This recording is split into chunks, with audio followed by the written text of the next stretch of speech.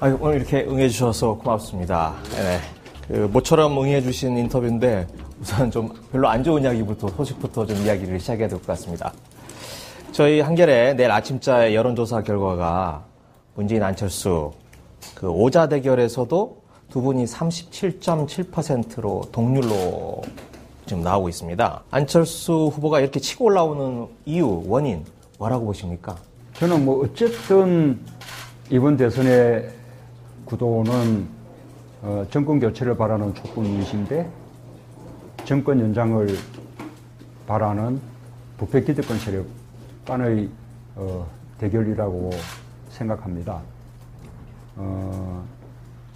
좀 안타깝게도 안철수 후보가 지금까지는 함께 정권 교체를 위해서 노력하는 후보라고 인식이 되었는데 지금 이제 어느덧 정권 연장을 바라는 세력들의 지금 대표 선수가 되고 있는 거죠.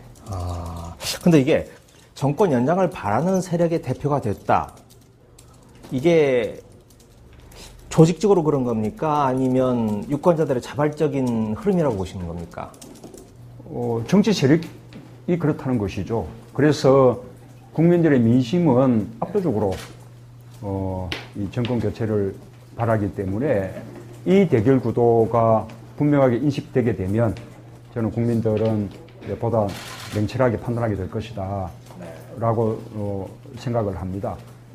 지금 이 촛불 민심이 예형상으로는 많이 사그라든 것까지 볼지 모르지만 그러나 지금까지 이루어진 것은 박근혜 전 대통령의 탄핵과 구속밖에 없습니다. 촛불 민심이 요구했던 공정하고 정의로운 대한민국은 아직 까마득하게 멀지요. 그래서 그 시대 정신은 지금 여전히 계속되고 있다고 생각하고 저는 끝까지 그 시대 정신과 함께 함으로써 국민들의 지지를 받아내고 국민들과 함께 정권 교체해내겠다. 이렇게 자신 있게 말씀을 드리고 싶습니다. 네. 그러다 후보님처럼 말씀하실 수도 있지만 반대편에 있는 사람들 입장에서는 안철수 후보가 정권 연장을 바라는 세력들의 어떤 조직적인 지지를 받는다거나 또는 지금 홍준표, 유승민 후보하고 무슨 단일화를 하는 게 아니지 않습니까? 그래서 이걸 어떤 유권자들의 중도에 서 있는 정치인이 유권자의 표를, 오른쪽에 있는 유권자의 표를 가져온 것. 어떻게 보면 정상적인 걸로 지금 보는, 그리고 여전히 정권 교체의 두 가지 선택지 가운데 하나로 보는 그런 시각이 있는 거 아니겠습니까? 글쎄요. 저는 시종일관 촛불 민심과 함께 해온 반면에 안철수 후보는 오히려 촛불과 함께하지 않았다라는 것을 내세우고 있는 그런 후보죠. 우리 현상적으로도 자유한국당의 일부 의원들이 지원하겠다, 연대할 수 있다, 이런 발언들을 하기도 하고 국민의당에서도 한때 함께할 수 있다라는 그런 발언들을 하지 않았나요? 지금 와서 사도도 반대해서 지금은 또 다시 찬성으로 입장을 바꾸고 여러 가지 이 정책적 면에서도 이 정권 연장을 바라는 세력들을 어떤 대표하려는 그런 포지션을 지금 취하고 있는 것이죠. 네. 이제 그게 이제 한 번만 더 여쭤보면 그게 그냥 중도에 있는 후보가 약간의 우클릭을 한 거냐, 우클릭을 한 것을 볼 수도 있는 거 아니냐 이거죠. 말하자면 지금 지지의 분포가 지금 그렇게 나타나고 있지 않습니까? 어떤 여론조사를 보더라도 지지의 분포가 그렇게 되고 있고, 그래서 또 많은 또 언론이나 여론조사 기관들은 이제 진보와 보수 간의 구도가 됐다, 그렇게 평가하고 있지 않습니까? 네, 알겠습니다. 안철수 후보 문제는 이 정도로 들어보고요. 안철수 후보는 하여튼 이렇게 치고 올라오는데 왜 문재인 후보께서는 뭐랄까요, 한 40% 이 정도의 벽을 뛰어넘지 못하고 있을까? 그걸 또 안타까워하는 분들도 계시고 스스로 생각하시기에 그 가장 큰 원인은 뭐라고 생각하십니까? 어쨌든 지금까지 과거 10%대 지지에서 지금까지 그냥 꾸준히 지지가 높아가고 있죠. 그런데도 제가 10% 지지를 할 때나 20%대 지지를 할 때나 또는 30%대 지지를 받을 때나 또는 지금 일부 40%대를 약간 넘나드는 지금에 있어서도 똑같이 확장의 한계, 뭡니까? 박스권에 갇혔다. 네. 똑같이 되풀이하고 있는 거 아닙니까? 저는, 계속해서 촛불 민심, 그리고 또 정권 교체를 바라는 국민들과 함께 하고 있고, 또 국민들이 아까 제가 말씀드린 대결 구도를 조금 더 명확하게 인식하게 되면 될수록 정권 교체를 바라는 다수 국민들이 저와 함께 해주실 것으로 저는 확신하고 있습니다. 네. 하여튼 최근까지도 우리 문 후보님께서는 내가 대세다 이런 자신감을 좀 표현을 하셨는데 지금도 대세라고 생각하시나요? 저는 제 개인이 대세라기보다 네. 정권 교체가 대세라고 말씀드린 것이고 네. 그 정권 교체를 대표하는 후보가 바로 저 문재인이다 라고 말씀드리는 것입니다. 그 사실은 지금도 조금도 변함이 없는 것이죠. 네. 그런 국민들의 열망과 별도로 지금 아까 제가 말씀드렸던 한겨레의 여론조사를 비롯해서 오늘 저녁 내일 아침에 쏟아질 여론조사 결과들이 오자대결 구도에서도 비슷하거나 서로 우열을 가리기 힘든 그런 정도의 상황이 나오면 대세로는 이제 더 이상 통용이 되지 않는 거 아닌가라는 생각이 들고 뭔가 원점에서 다시 시작을 해야 될 처지다라는 생각이 좀 드는데요. 뭔가 새로운 시작을 해야 되는 그런 어떤 전략이라든지 각오 이런 건 혹시 없으십니까? 그래서 그 새로운 시작, 네. 그리고 또 새로운 어떤 전략, 이것이 저희가 촛불 민심을 다시 한번 우리가 분명하게 하는 것이죠. 이 진정한 정권 교체, 또 국민과 함께하는 정권 교체 후보는 저 문재인밖에 없다라는 사실을 국민들에게 제대로 전달하는 것이 새로운 시작이고 새로운 전략이라고 생각합니다. 지금 자유한국당이나 바른정당 후보의 지지도는 큰 의미가 지금 없을 정도이지 않습니까? 지금 현실적으로 그 안철수 후보가 그 정당들과 다 함께 말하자면 대표하는 그런 후보로서 지금 구도가 지금 잡혀가고 있는 것이죠. 이제 그 점들을 국민들이 제대로 이제 알 수 있게끔 하는 것이 저희가 앞으로 노력해야 될 방향이라고 그렇게 봅니다. 그동안 촛불을 말씀하시고 아까도 말씀을 하셨듯이 이 적폐청산 구호를 그동안 쭉 말씀해 오지 않으셨습니까? 그런데 뭔가 좀 다시 시작한다라고 하는 의미에서 그 구호가 맞나? 라고 의문을 던지는 그런 분들도 계신데 저는 그 구호가 결코 어떤 정치적인 계산에 의한 구호일 수는 없다고 생각합니다. 그것은 시대 정신이죠. 아까도 말씀드렸다시피 우리 국민들이 지난 한개월 동안 정말 차가운 땅바닥에 앉아서 촛불을 들면서 외쳤는데 아직 시작도 못했습니다. 이제 된 것은 박근혜 전 대통령의 탄핵과 구속밖에 없죠. 정말 공정하고 정의로운 대한민국은 아직 시작도 못한 것이고요. 그래서 정작 필요하다면 그런 어떤 구호를 바꾸는 것이 아니라 우리가 어떻게 공정하고 정의로운 대한민국을 만들 것인가, 그것을 통해서 어떻게 국민들의 삶을 바꿔내는 그런 정권 교체를 해낼 것인가라는 그런 어떤 비전 정책이나 정책 방향들을 국민들께 더 이렇게 피부에 와닿게 제시하는 것, 이런 것이 우리가 해 나가야 될 그런 노력의 방향이라고 봅니다. 네. 아까 좀 견해 차이가 있었습니다만은, 저는 이제 40% 여기에서 더 확장을 하지 못하고 있다. 저는 그렇게 진단하고 있고요.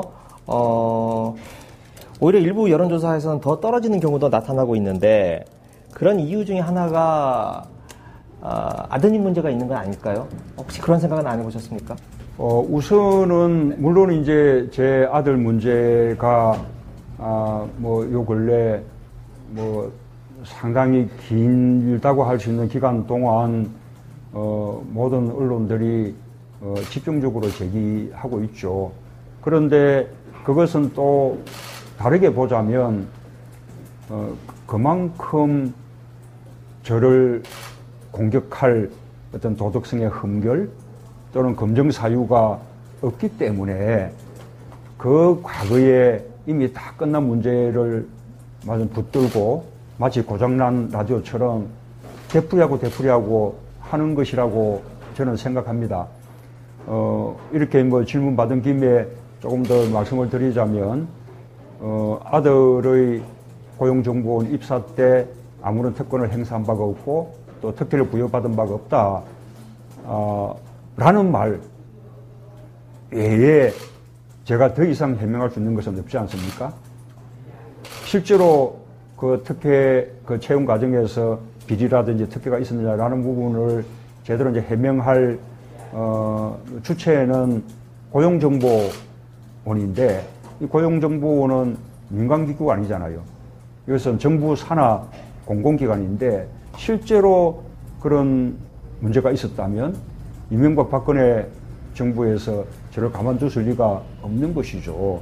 그래서 2007년도 국정감사 때부터 비롯해서 그 이후에 이명박 시절의 그 고용정보원 감사를 통해서도 특별한 문제가 없다라는 것이 확인된 것으로 그 문제는 더 이상 여지없이 해명이 된 것이 뭐다. 그보다 더 분명한 해명이 어디 있겠습니까? 그럼에도 불구하고 지난 대선 때도 거론하고 지금도 거론하고 끊임없이 이렇게 되풀이하고 있고, 그 다음에 그 언론들도 그런 부분들을 저는 무비판적으로 그렇게 자꾸 확대 재생산하고 있는 것이라고 생각합니다. 네, 알겠습니다. 당내 문제로 좀 넘어가 봐서요. 오늘 조금 전까지도 선대위 구성이 아직도 안 됐다고 해요. 지금 당이 지금 한 달밖에 안 남은 시점에 전열을 빨리 정비하고 나가야 되는데 왜 이렇게 안 되는 거죠? 선대위 구성은 이미 됐고요. 네, 인선 문제로 아직 논의가. 선대위는 이게 제가 구성하는 것이 아니라 당에서 당 대표가 주관이 돼서 구성하는 것이고, 다만 저는 저뿐만 아니라 모든 경쟁 후보들의 캠프가 다 망라되는 그런 어떤 대통합 선대위를 구성해 달라는 그런 이제 주문을 했고, 저는 추미애 대표가 그런 어떤 정신으로 그런 이 통합 선대위를 구성했다고 봅니다. 다만 그 구성 과정에서 사전에 이렇게 충분한 뭐 협의들이 부족했을 수 있고, 또는 또 어떤 부분은 어떤 인사의 성격상 사전에 협의하기가 어려운 부분들도 있을 수 있습니다. 그에 대한 일부 비판이나 불만들이 있는 것이고요. 그러나 저는 뭐 당대표가 이렇게 결정한 선대위 구성에 대해서 존중하고, 이 상임선대위원장인 당대표를 중심으로 선대위가 잘 운영되어 나갈 것으로 그렇게 믿습니다. 앞으로 뭐 더 추가가 될 수도 있고 또 보완이 필요한 부분이 있을 수 있는데, 그런 부분들은 또 선대위를 운영해 나가면서 추가하기도 하고 보완하기도 하면 되는 것이죠. 아까 사드 문제, 안철수 후보의 사드 문제에 대해서 비판적인 입장을 보이셨는데, 이 문 후보께서는 다음 정부에서 결정해야 된다, 이렇게 말씀을 하고 계셨어요. 그런데 이미 발사대가 지금 들어와 있는 상태 아닙니까? 안철수 후보가 저렇게 적극적으로 말하자면 자기 의사를 좀 구체적으로 표명을 했는데, 문 후보께서도 뭔가, 그러면 어떻게 이 문제를 다음 차기 정부에서 해결하겠다라고 하는 걸 좀 더 구체적으로 밝혀질 수는 없나요? 예를 들면 뭐 트럼프를 만나서는 이렇게 이야기하겠다. 시진핑을 만나서는 이렇게 이야기하겠다. 좀 더 구체적으로 좀. 우선은, 지금 일부 그 부품들이 들어와 있지만, 그러나, 아직까지 뭐 환경영향평가도 맞춰지지 않은 상태고, 또 굳이 이 어떤 조성 같은 것도 다 충분히 된 상태가 아닙니다. 그래서, 이 다음 정부로, 마지막 결정을 미루어서 다시 우리가 외교적인 노력을 하고 국내적으로도 국회 비준을 받아 나갈 그런 여유는 충분히 있다고 생각하고요. 우리가 안보, 그 다음에 또 그와 함께 또 경제에 관한 우리 국익, 그 다음에 또 국회 비준 과정을 거치는 절차적인 어떤 정당성, 이런 부분들을 한꺼번에 다 해결해낼 수 있다고 생각합니다. 저는 뭐 그런 보관도 가지고 있고 자신도 있습니다. 우선은 안보 문제만 놓고 본다면 사드 배치는 일단 북핵에 대한 대응인데 북핵에 대한 일종의 방어용이거든요. 그러나 또 우리가 평택 이북 수도권 지역은 아직 방어되지 않는 방어용으로서도 그 효용이 좀 제한되는 그런 용도입니다. 그보다 가장 바람직한 것은 북핵을 아예 폐기하게끔 하는 것이 가장 바람직한 것이죠. 북핵의 완전한 폐기에 대해서는 우리와 미국이 완벽하게 말하자면 같은 예를 가지고 있고 또 함께 노력할 수 있습니다. 또 그에 대해서는 중국도 그런 외교적인 노력에 이렇게 공조할 수가 있는 것이고요. 그래서 사드 배치는 그렇게 외교적으로도 그런 더 근원적인 해결까지 논의할 수 있는 그런 이제 카드가 될 수 있다라는 말씀을 드리고 그런 외교적인 여지를 다음 정부에 넘겨주는 것이 이 정부가 해야 될 도리라고 봅니다. 아까 국회 비준을 말씀하셨는데 국회 비준을 받아야 된다라고 생각을 하시는 겁니까? 그렇습니다. 국회 비준은 우선은 그 우리 안보에 관한 중요 사항일 뿐만 아니라 우리가 기왕에 있었던 그 뭐 기존의 미군 기지에 어떤 새로운 무기가 들어온 것이 아니라 우리가 새로운 미군 기지를 제공하는 것이거든요. 뿐만 아니라 부지 가격만 해도 맞으면 1,000억 원대의 그런 어떤 재정적 부담이 소요되는 거 아닙니까? 그것을 비록 토지로 서로 교환하는 방식으로 하긴 했지만 현금으로 지급하나 토지로 뭐 이렇게 교환하나 그런 막대한 재정적 부담이 소요되는 것은 매일반이죠. 그런 면에서 당연히 헌법상으로도 국회의 비준이 필요한 사항이라고 봅니다. 네. 거꾸로 이야기해서 미국 같으면 이런 일들이 미국 의회의 통제 없이 정부가 자의적으로 결정할 수 있겠습니까? 그런 우리가 민주주의 국가로서 그런 민주적인 절차가 필요하다라는 부분에 대해서는 저는 미국도 당연히 인정할 것이라고 믿습니다. 네. 제가 지금 정확히 몰라서 그런데 국회 비준 이야기를 계속 하시던 말씀이신가요? 어떤? 국회 비준 문제. 예, 그럼요. 네. 알겠습니다. 예. 네. 지금 저희 이 페북 라이브로 지금 저희 인터뷰가 진행되고 있는데요. 마지막으로 그 페북 라이브에 뜬 질문이 하나 있습니다. 그게, 이 대표님이 저희 한겨레신문 지국을 하셨었잖아요. 부산지사입니다. 부산지사, 네. 예. 부산지사장을 하셨었는데, 그때 뭐, 듣기로 아파트 한 채 값을 날리고, 뭐 그런 일이 있었다고 하는데, 들어온 질문은 이겁니다. 누리꾼들 사이에서 한겨레가 문재인 후보를 싫어하는 것 같다는 얘기가 많은데, 한겨레가 문재인 후보를 싫어하는 것 같다는 얘기가 많은데, 이에 대해서 어떻게 생각하십니까? 저는 한겨레의 정신은